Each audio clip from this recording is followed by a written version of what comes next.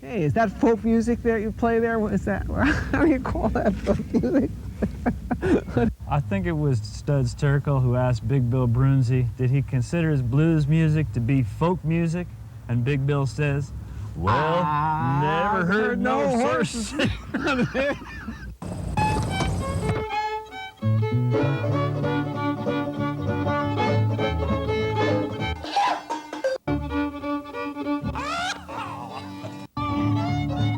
Shake shoe bob shooby doo doo booby doo dow.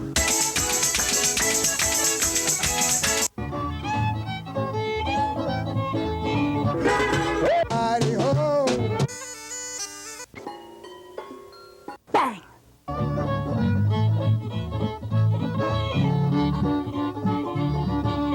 Hot dog! Don't hesitate. It could be your ticket to a new tomorrow.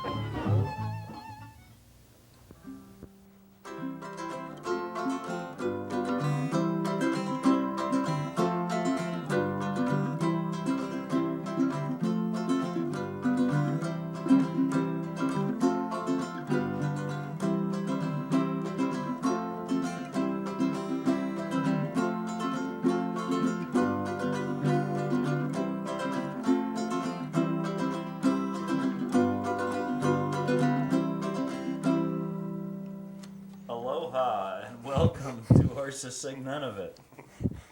We're here with Tom and Nuni Walsh. Welcome to the show. Thank you. And James Heinig. Heinig. I almost had it. It was right on the tip of my tongue. And they're here to tell us about the Ukulele Hall of Fame Museum. Yes, we are. Should we start with a little history of the ukulele or of the museum? Well, I'll tell you a little bit about the museum first, and then we can talk about the history of the ukulele. The museum is an organization that started we started up in 1996, and we recently were granted federal nonprofit status. Although it's called a museum, we don't have a permanent open to the public building. That's one of our long-term goals. Right now, we're an entity on the World Wide Web with our website, and we do as many places where we can do displays at museums and at fairs and things like that right now. And we also run our own ukulele expo where we also put on displays and performances. Cool. And that takes place where? It takes annually, right? Yeah, the Ukulele Expo is an annual event for the last 2 years, and again this year it'll be in New Jersey. It's been in the Women's Club of Upper Montclair is our most recent venue. It's a nice big space where we had last year a few hundred people attended over the 2 days. Cool. October 26th. Oh. It comes up in October. Yeah, Yes, it yeah, does. pretty much every fall, yeah. And people can find out about that by going to your website, Right. which is www.ukulele.org, and that's UKULELE.org. and it has magically appeared on this Wonderful. wizardry of Incredible, pen incredible. in the control room. As for the history of the instrument has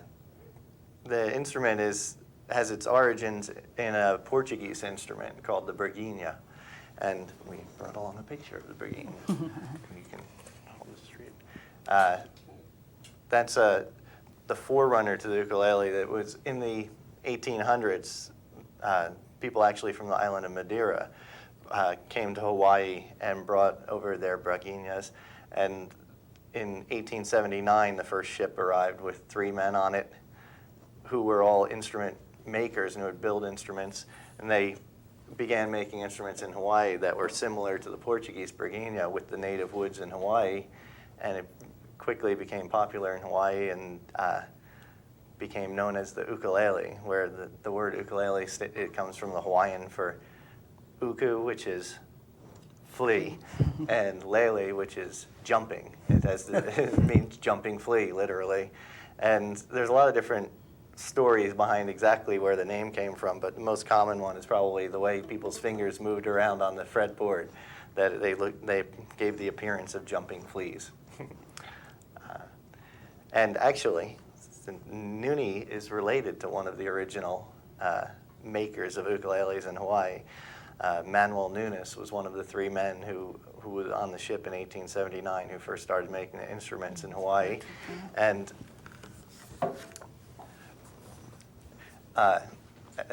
so he's also one of the inductees to the Hall of Fame. You can see this is his inductee portrait. And Manuel Nunes is actually Nuni's great-grandfather. Her mother, Nuni's mother, was born in Hawaii, and I don't know, you could tell more about your Yeah, family ties. She grew up in Hawaii, her mother played ukulele very well, and she played ukulele and danced hula, although she danced most of the hulas of the 40s, which were the comic type hulas. And she's very cute dancing them now in her 70s. So the grandmothers of Hawaii, they call them tutus, so they're so cute when they dance the comic hulas, so she enjoys herself doing that. So that was her grandfather, and ukuleles have been passed down through the family. And one of my cousins in Hawaii, Leslie Nunes, has a large collection of Nunes ukuleles, as does the Hall of Fame Museum. Neat. The family tie. Yes. Yeah. And so he was among the inductees in the second year of the museum. And in the inaugural inductee of the museum was King David Kalakaua. And he was the king of Hawaii in the late 1800s. And the reason he was inducted first was because without him as a monarch in Hawaii, the ukulele wouldn't have become what it was, because he was a patron of the arts and music, and he became enamored of the instrument and had it played at his luau's and in his court. And so he's the main reason it's become popular. Now I have a question. Other than the switch from Portuguese woods to Hawaiian woods, is there a significant difference between the? They're not too significant, except the tunings are different. The original tuning of the Briguinha, well, there's a number of different tunings depending on where exactly you came from in Madeira or in Portugal. But at some point early on in the 1800s, the tuning switched over to a tuning that's more similar to a guitar type tuning, except it has they're generally tuned either G, C, E, A or A, D, F sharp B, but it's what's called a re-entrant tuning, where the one string is the top string, which would normally be your lowest note, is actually tuned an octave higher than you would expect it to be. That's really the only major change that I know. Structurally similar. Yeah, structurally they're very similar. Cool. We brought along a couple of Nunes instruments, actually. This is a very early Nunes instrument. It's from the 1800s at some point. Some of the ornamentation, particularly even this piece on the bottom, is kind of common to what you see in a lot of the early Portuguese instruments, like the Briguinha picture that we had. It's a little fancier ornamentation, but so he carried over some of the Portuguese traditions. This is gorgeously crafted. Look at that binding. Yeah, and the rosette. These were in the very early days. They were made in such small numbers, and everything was handmade by these 1 or 2 people. You can look at instruments that were made 20 or 30 years later, when the popularity had increased and the quality of the workmanship declines because they're mass producing them. And Manuel Nunes actually passed on his skills to a few of his sons, but one son in particular, Leonardo Nunes, worked in his factory in Hawaii for a while and then moved to Los Angeles and was one of the first people really on the mainland making instruments or making ukuleles. And this is an instrument made by Leonardo Nunes, probably in the mid-teens sometime. This is a little bit bigger size. This is a tenor size, which is a little bit bigger than the standard soprano size instrument. He put some pretty nice binding, Yeah. different fancy types of woodwork. binding on it. Yeah, very nice woodwork Can we on see the the early figure on the ukuleles. back too? Sure. Oh. See, we got a little bit of a split in the back too. But Nicely done, though. Nicely selected.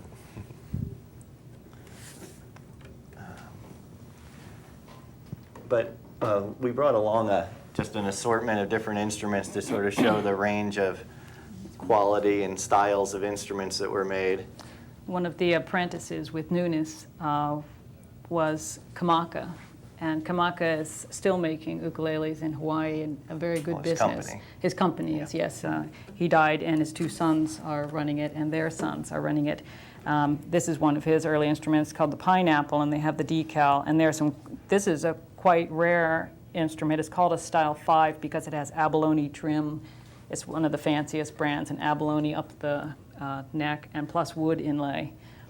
And some of the more rare instruments of pineapple were actually painted to look like a pineapple on the front. Yeah. And so Samuel Kamaka was inducted into the Hall of Fame for his excellent craftsmanship and his long-standing marketing of the ukulele. Yeah, he was actually one of the few manufacturers. The ukulele over the years has gone through, periods of extreme popularity. First, the first wave of popularity started around 1915, and a lot of people center it around, or the beginning with the Pan-Pacific International Exhibition in San Francisco in 1915, where Hawaii built a big pavilion there and sent over musicians, and there were demonstrations of hula and ukulele playing, and it very soon after that, it really caught on the mainland. Hawaiian music became very popular, and then the ukulele craze really started in the late teens and carried over pretty much through the 1920s.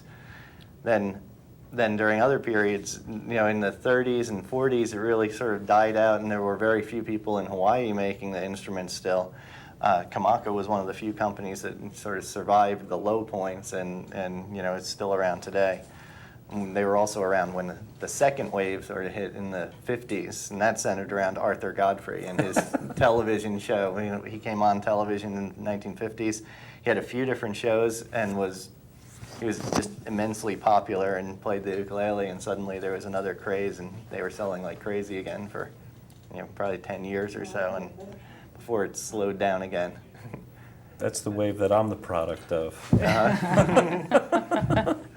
And a lot of people feel right now that we're sort of going through a third wave of popularity, because it really slowed down in the 60s, and everybody was playing guitar, and Tiny Tim also probably didn't help matters, although he gave exposure to the ukulele. I don't know how many people actually emulated it and wanted to go out and play like him. So, but over the last 5 or 10 years, it seems like a lot more manufacturers in Hawaii have started up again, and there seems to be just a widely growing popularity.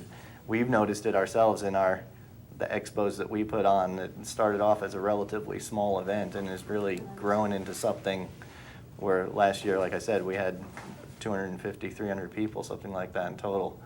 So we're happy about it, and because we all just enjoy playing, and so we're happy to see other people pick it up and get started too. Cool.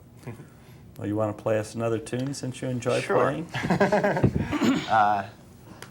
Okay. Mahalo Makani? Sure.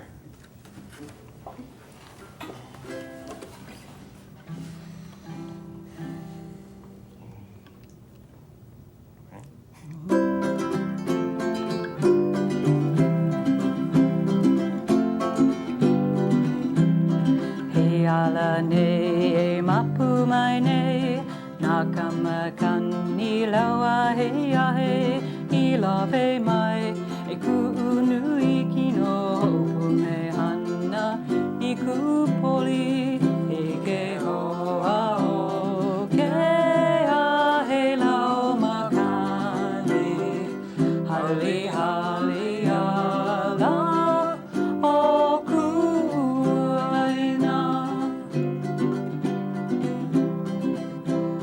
e ala ne e moani mai ne naka u anue Mili le hua I lawe mai I ku poli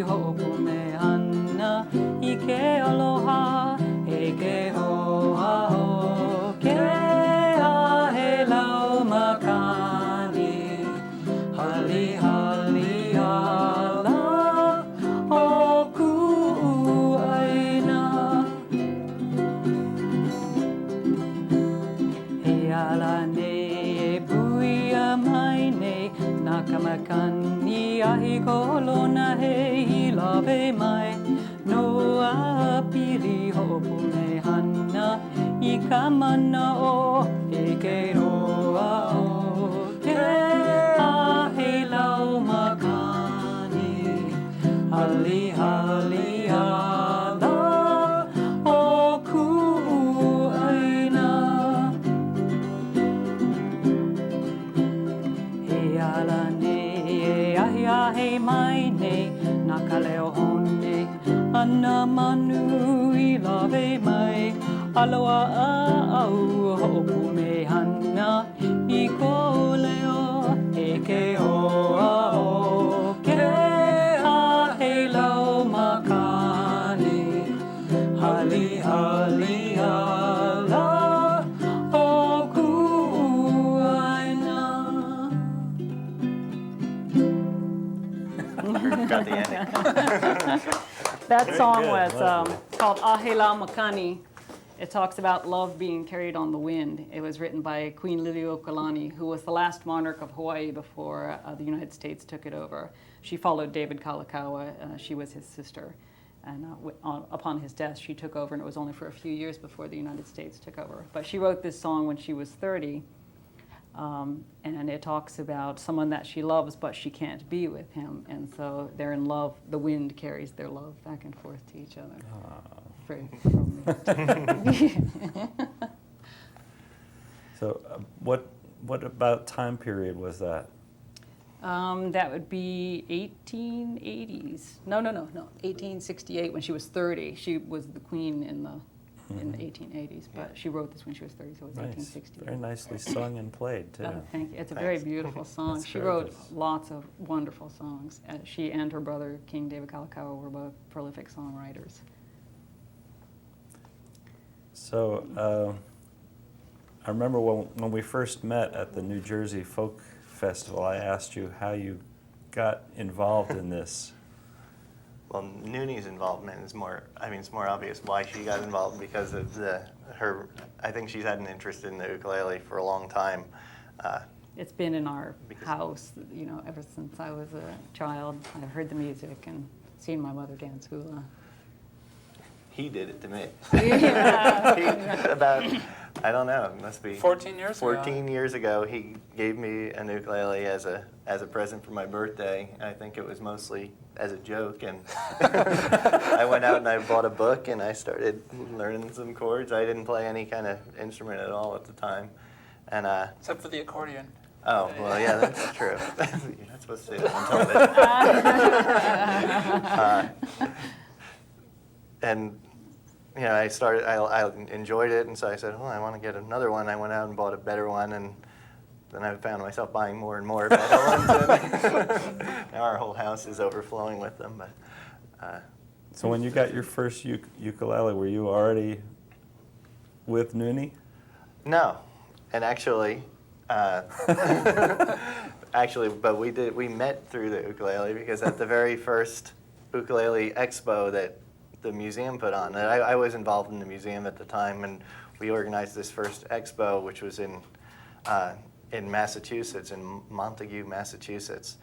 And Nuni, who was living in Seattle at the time, flew out to come to the expo because her sister lived in New York, and the two of them decided to come up and see what an ukulele expo was all about. And there he was. An ukulele love story Yes. in the flesh. And then I went back to Seattle because I was finishing my graduate work, and we had an email romance, and then I moved out. Mm-hmm. And my sister that we drove up together to the first expo. She's the portrait artist for the museum inductee. She did these portraits. Oh, lovely work.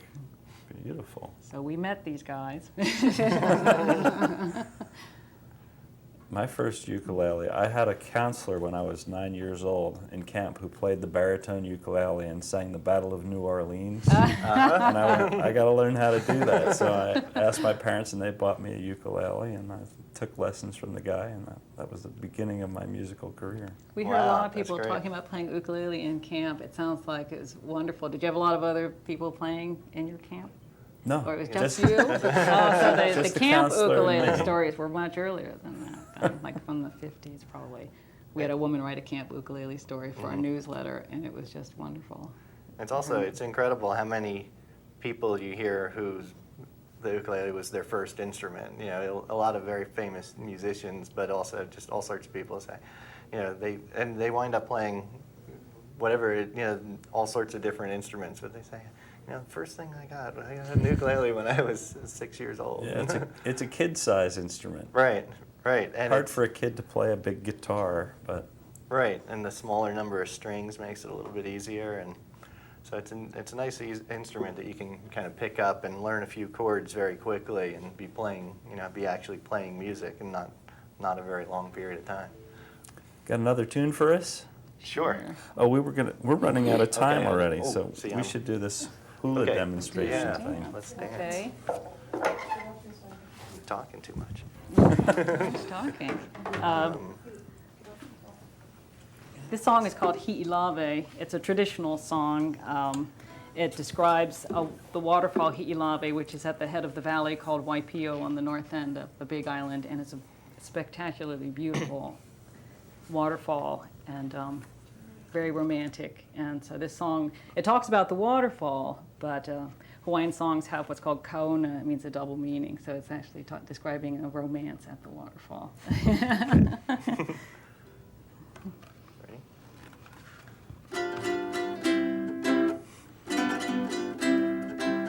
Kumaka kai kana ya Hi'ilave, ka papalohi mai a Ukulele. Kumaka kai kana ya Hi'ilave, ka papalohi mai a Ukulele.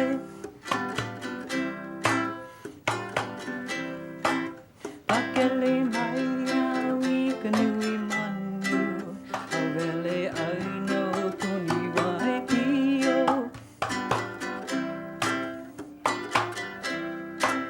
Pakele mai awi kanui manu, auele aino kuni waipio. No puna ke alai alia mai, no mika vai lele a o Hi'ilave. No puna ke alai alia mai, no mika kai lele a o Hi'ilave. Aina ia mai ana kapuana, kumaka kai kena ia Hi'ilave. Aina ia mai ana kapuana, kumaka kai kena ia Hi'ilave. Hi'ilave, Hi'ilave.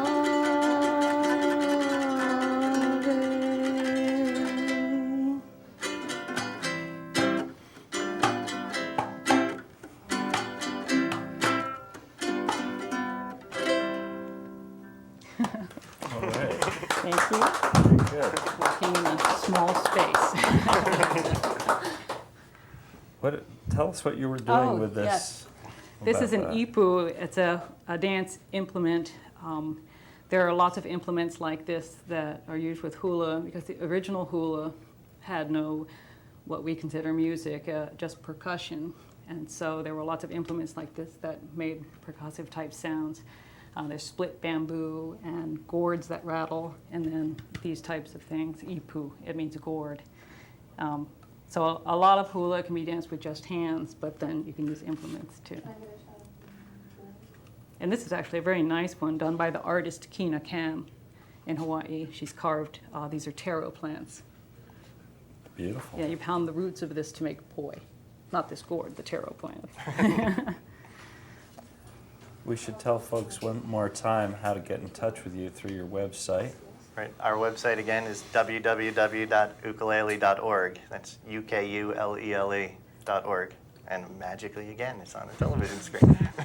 And folks can get information about the expo. They can also find out about, I guess, becoming a member and subscribing to your newsletter that way. That's correct. Yeah. we, you know, we have an annual membership that includes our quarterly newsletter, and all the information is there on our website about how to join up if anybody's interested. And they'll find out all kinds of interesting information on that website. There is lots of information. Tom has built the website. It's wonderful. Okay, we have about, what, 2 minutes left for our 12th Street Rag. Okay, wonderful. We have to exchange instruments. Huh?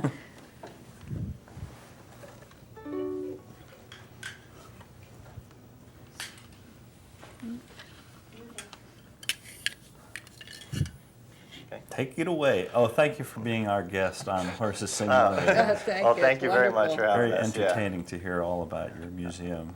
It was wonderful to be here, so thanks. Okay.